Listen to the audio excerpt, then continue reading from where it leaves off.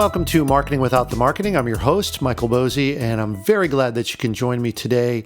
I'm starting a new series, or I should say a new unit in a series that I've been working on so far, which is about counterintuitive lessons that I've learned from running my own business. And these are things that I've learned from mentors that I have, from mistakes that I've made, and just sort of applying content marketing concepts to the functional aspects of running a business.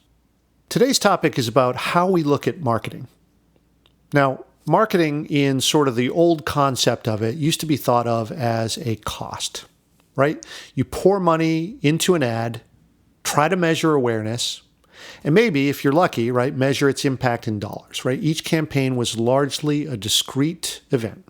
Hit start, hit stop, and measure. Okay, great. What did that cost?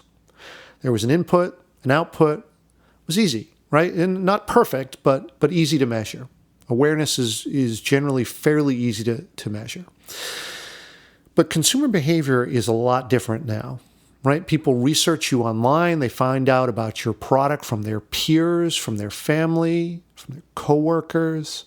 And this connectivity via social and other avenues, right? It's so easy now to connect. And that means that consumers are not going to make business decisions based solely on what you say about yourself. In other words, people stop listening to ads.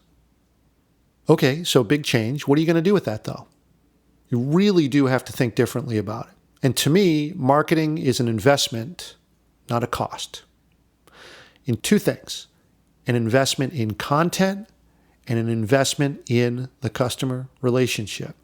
And even in my own business, talking to new prospective clients, I will say to them, look, spending money on this, I know it's a big commitment and I want it to feel like an investment to you, not just a cost. It's an exchange of value, right? I don't want it to feel as if it was this one-time spend to get a one-time result. I want it to be a contained spend, right? I want it to be limited, but I want that spend to continue to pay off, years from now, if possible, right? And of course, look, my business is training, so I can do that, right? I can teach you what I know so that you can do it on your own. You don't need me long term. You just need me to teach you and then shorten the cycle for you, right? And yes, I tell all my clients too, I'm very upfront with this, right? Yes, you can learn this stuff elsewhere. You can learn everything that I do, or almost everything, on YouTube, on blogs. There's tons of folks who do what I do, but the shorten the cycle thing is sort of, hey, don't you want me to just tell you what you need to do? Like sit down together, strategize based on where your business is right now and where you'd like it to be, right? Get some guidance on that, and then how to apply it, right? How we handle it live in real time. You get hand-holding, and soon you're riding the bike with no training wheels, right? Efficient, connecting with and nurturing your audience. But let's look at those two things, the investment in content and the customer. And that's going to sort of flow through the rest of this series. If you recall, this series that I'm running is 3 units: the new business mindset, Unit 2, the new marketing and sales. This is the first episode in that unit. And then the third unit will be the new customer relationship. So over the next few episodes, I think it's about 5 or 6 episodes in the new marketing and sales, all that's going to be about how you attract customers and earn their business. And then after that, the new customer relationship is sort of what to do after you get a customer. And all those things are going to involve content, right? And obviously, as I always say, everything looks like a nail to my content hammer. As a content strategist, of course, I'm going to look at that, but you can solve so many things with content. It's such a great thing.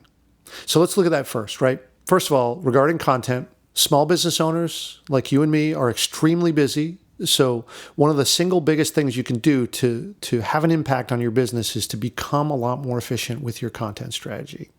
And, I hear this all the time. You may feel like you don't have time to create new content.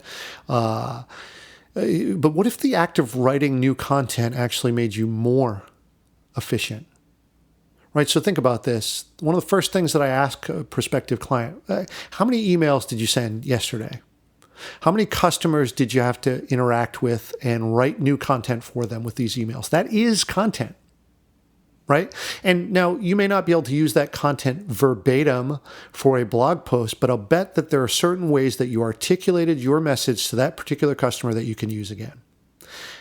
And if you got a system in place, you can make more than one use out of that content. That's a key part of content strategy. I call it repurposing content or reusing content. I did a whole series on this. I'll leave a link for you in the show notes so that you can check that out. 6 episodes on that. Really important part of content strategy. It's a great opportunity to get a lot more efficient. Use the content that you're creating anyway. Find the best articulation of what you're trying to say to your customers and use that in a more broad sense, right? Building a set of cornerstone content that you can go back to over and over again. If you do this, think about that, right? You got a permanent statement on your website in the form of a blog post or a podcast or whatever you do, a video. You got your best articulation of something you've got to tell your customers all the time, and it's accessible via one link. With that strategy, you just bought back a huge chunk of your time. And to me, I always say this, right? Content it's an investment in a reusable business asset. It's an investment. So don't just think of it as, oh, we spent money on this campaign. Think of it as you're creating an asset that's going to make you more efficient. That's going to make the sales process flow a little bit more, right? And you got to have a strategy going into this, right? Just pumping stuff out there or whatever just to earn an audience. Who cares about that? You want to be building a resource. That means you got to go in with a plan, right? And if you can see that plan, if you can see the outcomes in that plan, right? It now all of a sudden starts to make it worth it to invest the time.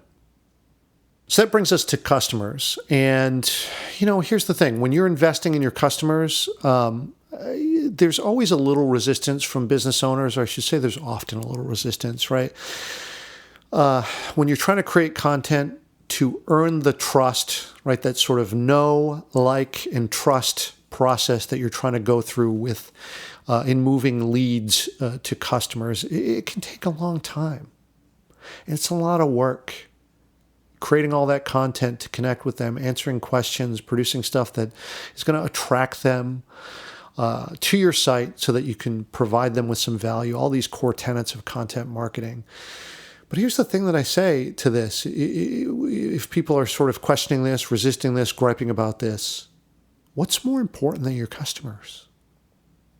No customers, no business. It's really that simple, right? The investment in your customers is the best thing that you can do for your business. You might even say it's the only thing that's worthwhile doing. And creating a business of any type is going to rely on making connections. If you're going to nurture these folks into customers, you've got to connect with them on a real level, on an emotional level, on something where you're solving their problems. It doesn't matter if you're building a product to do that or offering a service to that. You're solving problems. You're there to serve. And sure, some of those connections are going to come in person at trade shows or business meetings or even on the phone or whatever. But if we're going to scale this, that's going to come from content, using content to connect. That's why it's on the very first page of my business website, controlmousemedia.com. Content is connection. And here's the thing. It's not just about reaching those customers. That part's easy. Remember, the awareness part is easy. You can pay for awareness. You can just put that in the cost column of your budget and reach those folks. You can pay for awareness. But if you're not getting them to know, like, and ultimately trust you, that's where it's going to stop. Awareness is not going to move them down the funnel into becoming an actual customer. To get them to trust you, you've got to get some measure of advocacy in there. And the reaching part, the awareness stage, that's really, if you look at it, it's easier than it's ever been. With social media, other ways to connect, right? And it's largely free. I mean, what a gift this is. And sure, just because the means are out there doesn't mean that you're going to succeed. That's where the strategy comes in, right? But look, what else do you think is going to work? Place an ad in your local paper, a radio spot, a billboard. I mean, to me, those things are really just throwing money away because they stop at awareness. We can't stop at awareness. We need to nurture those leads. And look, it doesn't matter whether your business is B2C or B2B. I hear this all the time. Oh, well, Michael, yeah, your business is B2B, so, it's not going to work for me with my B2C business, or the exact opposite, which tells you something, right? But a content strategy is seeking what I call C2C, which is, customers talking to other customers or other potential customers about your business. There's no doubt this dynamic here, C2C, hardest thing to achieve, but it's also the most valuable thing to you. And it's not going to happen right away. It's going to take time. Organic growth always does.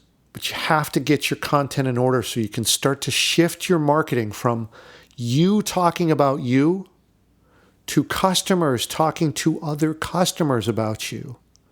And to me, this is the only way to see that sort of scalable, self-replicating growth that you see. Yes, organic growth is going to take time at first, but if you keep doing this, the curve can start to accelerate very, very quickly. And content marketing is the only way to achieve this. You can't do this by buying ads. You can't do this by staying in the awareness phase. So here's the thing. You may dread content marketing, connecting with customers, producing lots of content. Yes, it's a ton of work. Yes, it's going to take time, but it's a part of your business. It's not an add-on. And truly, I say this to my clients all the time. If it feels extra, you're probably not doing it right. If it feels too heavy, you've not made it efficient enough. You don't have the right content strategy yet. You can learn this.